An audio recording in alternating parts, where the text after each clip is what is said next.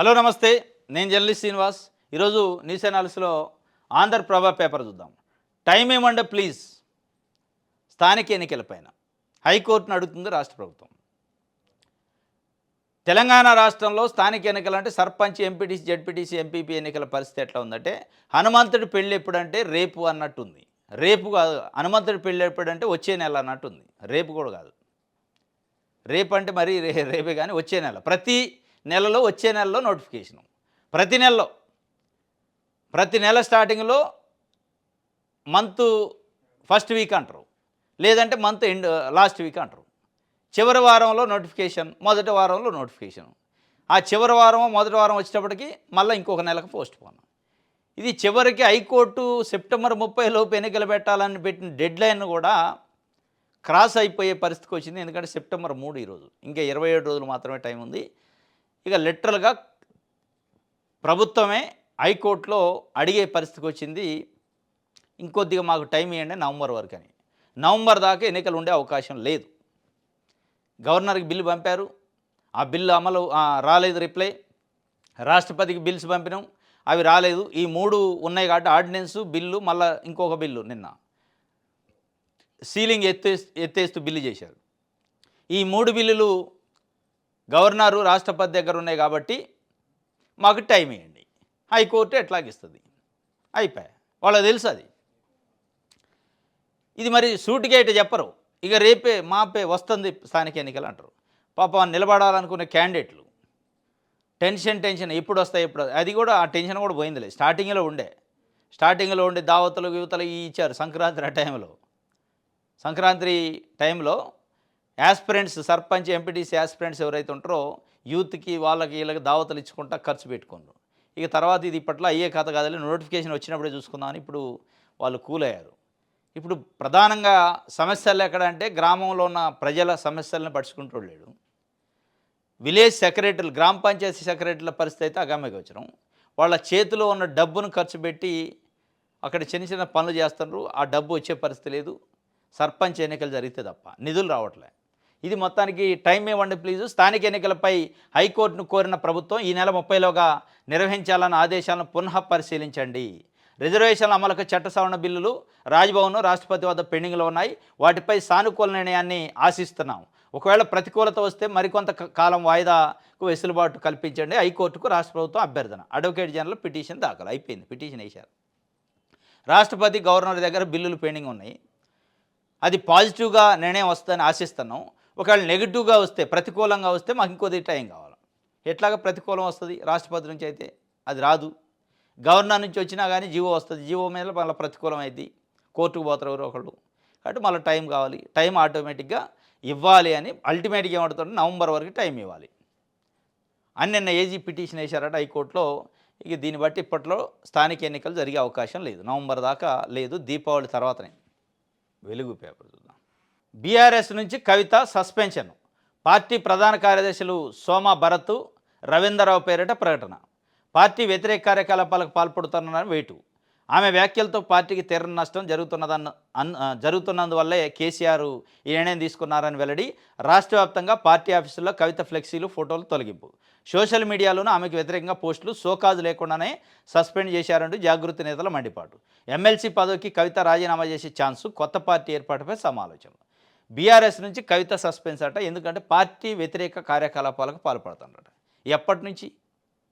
నిన్న మొన్న ఆమె ఎప్పుడో లేఖ లీక్ చేసినప్పటి నుంచి, కేసీఆర్ చుట్టూ దెయ్యాలు ఉన్నప్పటి నుంచి అని చెప్పినప్పటి నుంచే పార్టీ వ్యతిరేక కార్యకలాపాలు కదా. ఆ రోజు చేయని సస్పెన్షన్ ఈరోజు ఎందుకు చేశారు?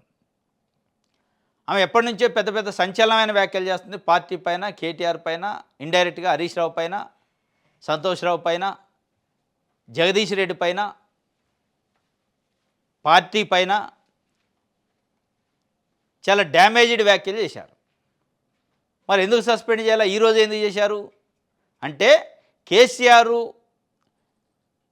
తన కూతురు ఎంత పెద్ద పెద్ద వ్యాఖ్యలు చేసినా, పార్టీకి నష్టం చేసే విధంగా చేసినా ఆయన సైలెంట్గానే ఉండు, ఎవరైనా చెప్పినా చూద్దాం, వెయిట్ చేద్దాం అనే పద్ధతిలో ఉన్నాడు. కానీ నిన్ననే ఎందుకు ఆ కఠినమైన నిర్ణయం తీసుకోవాల్సి వచ్చింది, సస్పెన్షను అని అంటే, సిబిఐ ఎంక్వైరీ. కాళేశ్వరం పైన కాంగ్రెస్ పార్టీ ప్రభుత్వం సిబిఐకి రాసింది పీసీ ఘోష్ కమిషన్ రిపోర్ట్ ఆధారంగా ఎంక్వైరీ చేయండి, విచారణ చేయండి కేసీఆర్, హరీష్ రావు పైన, దాంట్లో బాధ్యులైన వాళ్ళపైనని.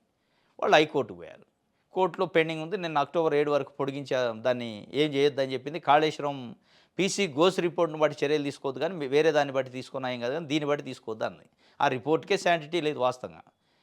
దీంట్లో ఏమైందంటే అసలు PC Ghosh, justice PC Ghosh చేసిన ఎంక్వైరీ విచారణ కానీ, ఆ విచారణ రిపోర్ట్ కానీ, ఆ రిపోర్ట్ పైన ప్రభుత్వం, పార్టీ, కాంగ్రెస్ పార్టీ చెబుతున్న మాటల పైన కానీ, అసెంబ్లీలో తీర్మానం పైన కానీ, సిబిఐకి ఎంక్వైరీ రాసిన దానిపై, వీటన్నిటికంటే కూడా ఎఫెక్ట్ కవిత మాట్లాడిన మాటల వల్ల వచ్చింది. ఇవన్నీ ఒక ఎత్తు. వీటన్నిటిని అది కాంగ్రెస్ పార్టీ నివేదికని, పీసీసీ నివేదికని, లేదా కాంగ్రెస్ పార్టీ రాయించిందని, ఇది కక్ష సాధింపని సమర్థించుకునే ప్రయత్నం చేయొచ్చు. కానీ స్వయంగా తన కూతురు, ఆ పార్టీలో ఉన్న ఎమ్మెల్సీ జరిగింది వాస్తవమే అవినీతి, కానీ మా నాయన లేడు, సంతోష్ రావు, హరీష్ రావు, మెగా కృష్ణారెడ్డి కలిసి ఆస్తులు సంపాదించాలనే ఆశతోని దీంట్లో అవినీతి చేశారు, వేల కోట్ల రూపాయలు అని చెప్పింది. ఇక దానికి సీరియస్నెస్ వచ్చింది. ఈ రిపోర్ట్లన్నిటికంటే కవిత మాట్లాడిన మాటలకి చాలా నమ్మకం వచ్చింది. తెలుగు ప్రజల్లో బదనామైంది కేసీఆర్ కుటుంబం, బీఆర్ఎస్ పార్టీ. ఇక దానికోసం సస్పెండ్ చేశారు. అంటే తన దాకా వచ్చింది కాబట్టి ఇప్పుడు సస్పెండ్ చేసింది. మరి ఈ సస్పెండ్ కూడా ఎట్లుందో మళ్ళీ పక్షపాతం ఇందులో కూడా. ఏంటిది? బహిష్కరణ చేయలే. బహిష్కరణ చేస్తే 6 సంవత్సరాల పాటు మళ్ళీ పార్టీలోకి అవకాశం ఉండదు. సస్పెండ్ అయితే రేపే రావచ్చు, రేపే మళ్ళీ పార్టీలోకి తీసుకోవచ్చు వాళ్ళకి నచ్చితే. మళ్ళీ ఈ సస్పెన్షన్ చేస్తూ కూడా కింద ఒక నోట్ అట, ఓరల్ నోటు, కేసీఆర్ మా బిడ్డ పైన అడ్డగోలుగా కామెంట్లు చేయమాకండి, జస్ట్ వదిలేయండి, సస్పెండ్ చేశాను. అంటే నీ బిడ్డ అయితే ఒకటి, ఈటెల రాజేందరు, తాటికొండ రాజీ అయితే ఇంకోటే. ఇదే ఈటెల రాజేందర్ పైన ఒక బీసీ నాయకుడి పైన ఎట్లా విషం కక్కారు. అంటే సస్పెండ్ కాకముందే టీ న్యూస్లో బ్రేకింగ్ న్యూస్లు, భూ బకాసురుడు ఈటెల రాజేందర్ అసైన్మెంట్ ల్యాండ్లు కబ్జా చేసిండు, ఎస్సీలు ఎస్టీలు కబ్జా కోరు అని చెప్తారు. మరి కవిత అసలు శుద్ధపూస ఏం రాయలేదు నమస్తే తెలంగాణలో టీ న్యూస్లో. అంటే పక్షపాతం ఇందులో. నా బిడ్డ కాబట్టి ఏదో సస్పెండ్ చేయాలి కాబట్టి, ఒత్తిడి వస్తుంది కాబట్టి, పార్టీలో రాంగ్ మెసేజ్ పోదు కాబట్టి సస్పెండ్ చేశారు. కానీ ఇది బహిష్కరణ కాదు, బర్తరఫ్ కాదు, ఇది నిజమైంది మనసులోంచి వచ్చిన సస్పెన్షన్ కాదు. ఇదంతా ట్రాష్, పార్టీ నాయకుల్ని నమ్మించడానికి చేసిన పద్ధతి తప్ప దీంట్లో ఏం లేదు. ఆమె ఇప్పుడు ఎమ్మెల్సీ పదవికి రాజీనామా చేద్దని, కొత్త పార్టీ పెట్టిద్దని, ఇక ఏ కొత్త పార్టీ పెట్టినా, రాజీనామా చేసినా, ఏది చేసినా మా కుటుంబ సభ్యురాలే, ఎక్కడ పోద్ది? ఏముండదు, ఉట్టిదే. ఇది సస్పెన్షన్ ఏంటంటే తాత్కాలికమైన బ్రేక్, వాళ్ళు తర్వాత కలుపుకుంటారు. ఎన్డీఎస్ఏ రిపోర్ట్ ఆధారంగానే సిబిఐ ఎంక్వైరీ ఉంటుందని చెప్పి నిన్న ప్రభుత్వం చెప్పింది. అడ్వకేట్ జనరల్ ప్రభుత్వం తరఫున చెప్పిండు హైకోర్టుకి. కేసీఆర్, హరీష్ రావు కోర్టుకు పోయారు. పీసీ ఘోష్ కమిషన్ నివేదిక ఆధారంగా ఇన్వెస్టిగేషన్ చేయొద్దు సిబిఐ, అట్లా ఆదేశాలు ఏంటంటే అక్టోబర్ 7 వరకు సిబిఐ ఎంక్వైరీ ఈ పీసీ ఘోష్ నివేదిక ఆధారంగా ముందుకు పోవద్దు అని చెప్పి వాయిదా వేసింది. ఈలోపు అడ్వకేట్ జనరల్ ఏం చేసింది, అసలు మేము ఆ నివేదిక, ఆ రిపోర్ట్ని బట్టి పోవట్లేదు, మేము పోతున్నది ఎన్డీఎస్సీ ఇచ్చిన రిపోర్ట్ను బేస్ చేసుకొని ఎంక్వైరీ చేస్తామని చెప్పింది. మరి ఎన్డీఎస్సీ ఏమి ఇచ్చింది? వీళ్ళు కేవలం పీసీ ఘోష్ రిపోర్ట్ పైన ఎందుకు భయపడుతున్నారు కేసీఆర్, హరీష్ రావు, దాన్ని వద్దని, దాంట్లో ఏముంది అనేది పెద్ద ప్రశ్న. దాంట్లో కాంగ్రెస్ పార్టీ రాయించింది కాబట్టి మమ్మల్ని టార్గెట్ చేసి రాయించింది రిపోర్ట్ అని వీళ్ళు. మరి కాంగ్రెస్ పార్టీ పీసీ ఘోష్ నివేదిక అంటే కాంగ్రెస్ పార్టీ రాయించింది అంటున్నారు. కవిత మాట్లాడే మాటలు ఎవరు మాట్లాడించింది అనుకుంటున్నారు? కవిత డైరెక్ట్గా మీ పార్టీలో, మీ కుటుంబ సభ్యురాలు, మీ పార్టీలో సీనియర్ నాయకురాలు, ఆమె డైరెక్ట్గా వేల కోట్ల రూపాయల అవినీతి జరిగింది, ఆస్తులు సంపాదించాలని అత్యాశతో హరీష్ రావు, సంతోష్ రావు, మెగా కృష్ణారెడ్డి కలిసి ఇది చేశారు, ఆ మరకను మా నాయనకి అంటించారు అన్నది. ఇక ఆమె మాట్లాడిందంటే నిజమే మరి, అది అబద్ధమా? ఈ రిపోర్ట్లని పక్కన పెడితే అదైనా నిజమే ఉండుంటుంది కదా అనేది ప్రజల్లో అయితే ఒక చర్చ. నవంబర్లో స్థానిక సమరం, హైకోర్టును గడువు కోరిన రాష్ట్ర ప్రభుత్వం. అయిపోయి నవంబర్కి పోయింది. నవంబర్లో స్థానిక సమరం. ఇక ఎప్పుడు మనం ఇది చివరికి ఏమైందంటే నమ్మరు, రేపే అన్నా కానీ నమ్మని పరిస్థితికి వస్తుంది స్థానిక ఎన్నికల పరిస్థితి. ఇప్పటికి ఎన్నిసార్లు, 15 సార్లు పైన, నవంబర్లో అని, డిసెంబర్లో అని, సెప్టెంబర్లో అని, నెలలు మారుతున్నాయి, సంవత్సరాలు మారుతున్నాయి, కానీ ఆ ఎన్నికలు రావట్లే. ఆంధ్రజ్యోతి చూద్దాం. పుట్టిల్లు పొమ్మంది, బీఆర్ఎస్ నుంచి కవితపై సస్పెన్షన్ పెట్టి. ఇది అవుతుంది. పుట్టిల్లు ఎక్కడ పోమంది? పుట్టిల్లే ఉంటుంది, అది అడిగిపోద్ది. పుట్టిల్లు ఏం పోమనిలే. పుట్టిల్లు పొమ్మంటే నమస్తే తెలంగాణలో టీ న్యూస్లో పెద్ద పెద్ద ఐటమ్స్ రావాలి, లిక్కర్ స్కామ్ చేసిందని, మద్యం కుంభకోణం చేసిందని, అవినీతి పర్రాలని, భూములు కబ్జా చేసిందని చాలా ఉన్నాయి ఆమె పైన ఆరోపణలు.